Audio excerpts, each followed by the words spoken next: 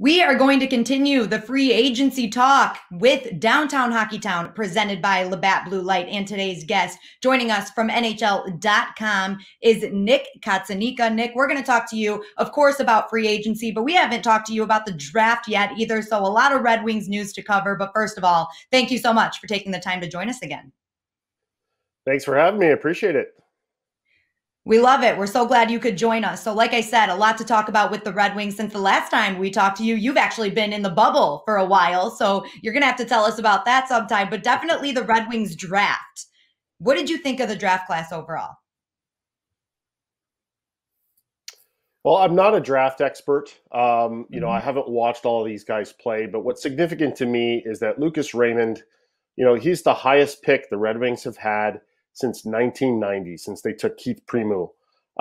He's the highest European they've ever taken in their history. When you think of all the great Europeans the Detroit Red Wings have had, he's the highest perhaps from Europe. I know that follows closely, Moritz Seider at number 6 and Philip Zadina, but I think that says something. But, you look at this guy, obvious, lots of skill. He's got lots of hockey sense. He's a competitor. I loved his answer about wanting to win, whether you're rebuilding or peaking. And these are all things I think you're looking for when you're trying to build a team. I think ultimately here, we're going to talk a lot about Steve Yzerman and his process, but this is the start of it, really. It's finding difference makers. It's finding a core around which you can build. And I think he's got to be a big part of that core. Nick, we've known each other a long time, and I'm going to do this. I want you to pretend that this apple is a softball, okay? And I'm tossing it towards you right now.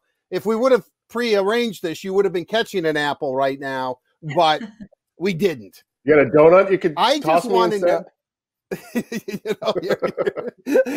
I do have a softball around here. What don't I have in this room? But anyway, here, I'm tossing it to you. Boom, you caught it.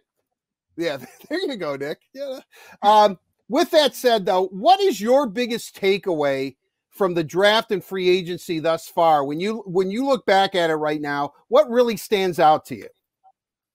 Well, and I'm going to write this on NHL.com shortly, and I don't want to wave the pom-poms too much, but I think over the last 3 weeks, the Red Wings have generated more reasons for optimism than they have in a long, long time. I think it starts with the Mark Stahl trade. I think you see Steve Yzerman make a very savvy move to use his cap space to get an asset and to get a veteran who plugs a hole. I think then you go to the Tampa Bay Lightning winning the Stanley Cup.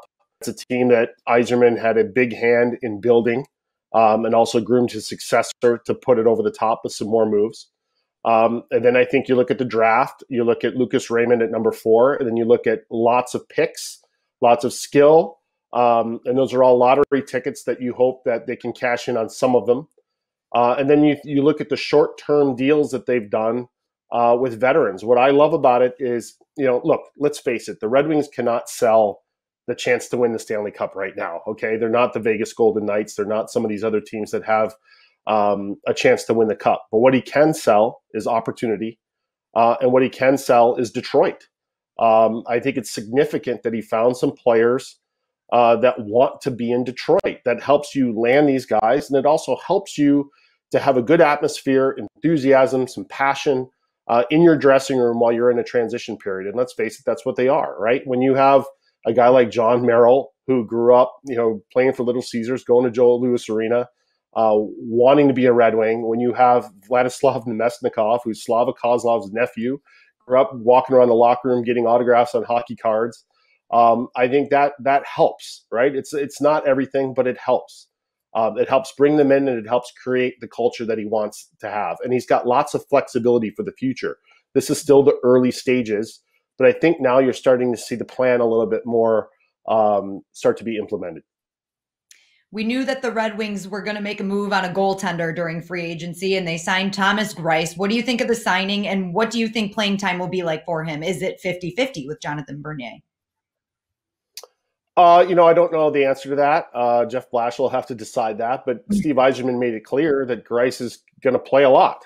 And I think that was one of the big, selling points. I think if and when we do return, I think everyone's expecting a compressed schedule.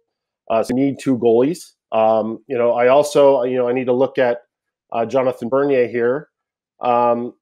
He's signed for one more season. Now you've got 2 seasons of Grice. So, it gives you some flexibility. You've got one goalie for 2 years, no matter what happens with Bernier. So let's say Bernier plays well and is traded to a contender. You get an asset. Again, I'm just speculating. You've still got Grice. You're not tied into anything for too long. It just gives you some different options here in goal. And, Grice is the kind of goalie I would want to get. Like, I don't know that I want to tie off to a long-term contract for Jacob Markstrom unless I could get him at some crazy number. I would rather right now have short-term deals and flexibility for my future. Nick, when you look at it, several Red Wing prospects, and I think that this is kind of a trend in the NHL, are playing in Europe right now. But I'm kind of curious, if it is a compressed schedule, if hopefully we get started on January 1st, do you see the NHL expanding rosters, a one-time deal this year only, because they're going to be playing a lot of games in a short period of time?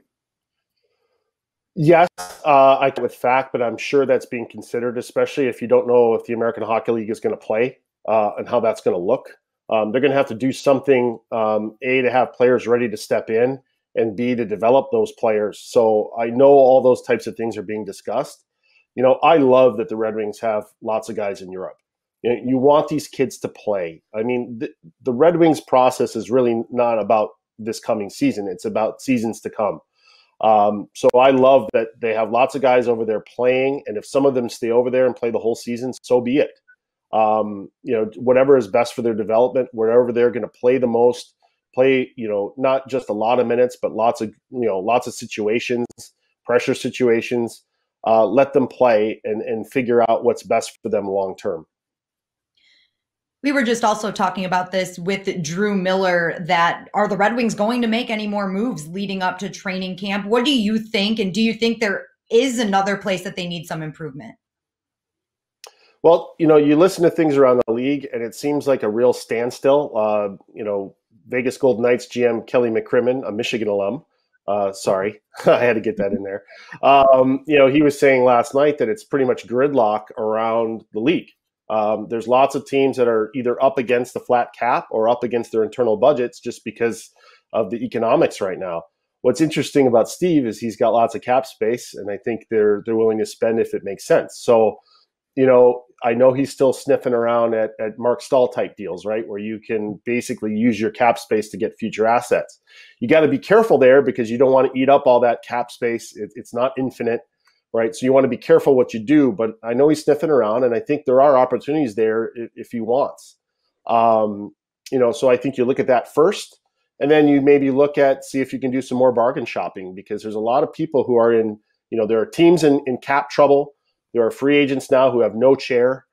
So there may be some deals out there where he can find value right now. I wondered, this is just having fun speculating, like a Marc-Andre Fleury. Would you take him, eat some of the salary for a high, really good assets, and then flip him to Pittsburgh for Moritz, right? And that's just me dreaming. And now the Golden Knights say they're going to keep both goalies for the time being. So apparently that's not going to happen. But I do wonder if that was discussed or thought about at some level.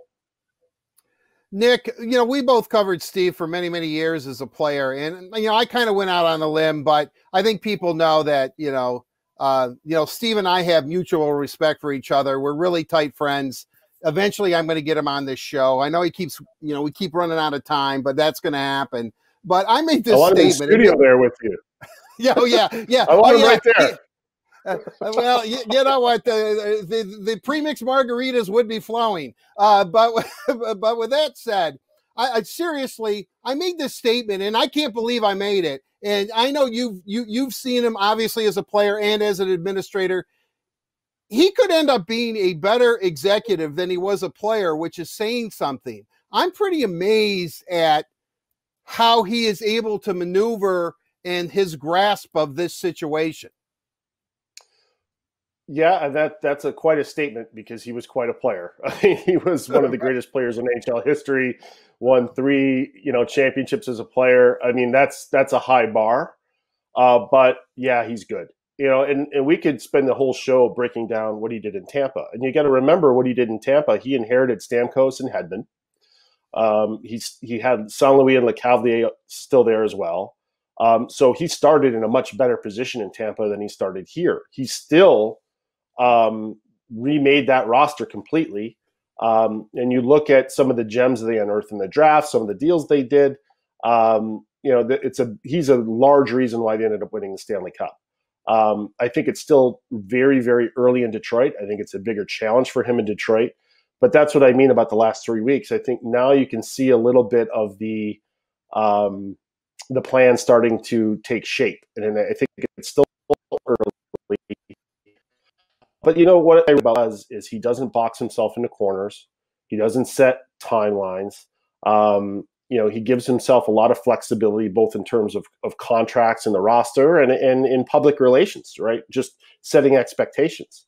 And I think he's gotten better as an executive as he's gone along. And I would assume he'll continue to do that. The more experience he has, the better he gets. So I think there's a lot to be encouraged about lately.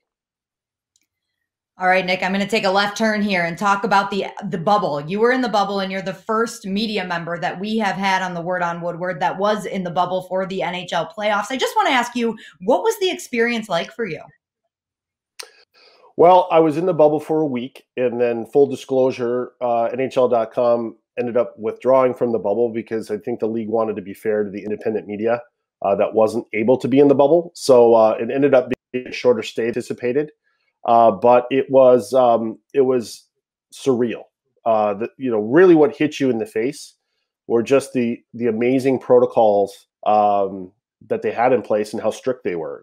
For example, to get to the bubble, for me, living in the Detroit area, I had to rent a car, have documentation across the border at the Ambassador Bridge. And once I crossed the border, I was not allowed to not in those wonderful rest areas along the 401 until I got to the fence surrounding the Royal York Hotel in Toronto. I get out of my rental car, I get my bags. Somebody, from the rental car company waved to me, got in the car. I walked in the fence, and that was it, right? I couldn't leave the fenced perimeter. I had to test negative 3 times before I left. I had to get the nasal swabs every day when I was there, just like everybody else. And you walk in, and then everybody's wearing a mask. They're socially distant. You had a phone app that you had to fill out a questionnaire and get your temperature every 12 hours to move around. And really, that was the success of the bubble, was the fact that everybody bought into those safety protocols from beginning to end. And that's the reason for all those. It was everybody was in it together. And it was all about not wanting to be the person who screwed it up for everybody else and for the league. So I really think it's truly impressive what the league was able to pull off. Especially for the people who were there for a long time, 2 months or more. Hey, Nick, wait, so when you enter Canada and you're getting on the 401, you couldn't stop. You had to wait until you got into a fenced-in area? Wow. That's correct. Okay, I didn't drink anything before I left. I was going to say, did you have a bucket or a handy, 2-quart bottle there? I mean, my God, that must have been... Well, that must have been tough. I didn't want to go too far into this, but I would have been allowed to make a quick rest stop, but I had to have hand sanitizer, wipes, gloves. Like they were not kidding around. And if you're me, okay, I'm not real important. So I don't want to be the guy who brought COVID-19 into the bubble and derailed the Stanley Cup playoffs, right? So I wasn't going to take that chance. I drove straight there. I didn't stop. I've done that drive many times, so it really wasn't that big a deal. Yeah, that's amazing. It's very cool that you got to experience that. I know nobody really wanted that to be the situation, but very cool that you got to go, and very impressive that the NHL did pull it off. Nick, thank you so much for taking the time to join us today. It's always a pleasure to chat with you. Really happy to be here, and hope to see you guys in person eventually here. Yes, very soon. Thank you, Nick. And a big thank you to Labatt Blue Light for presenting Downtown Hockeytown. Labatt Blue Light, refreshing Canadian Pilsner. Visit your local retailer when safe to pick up some Labatt Blue Light.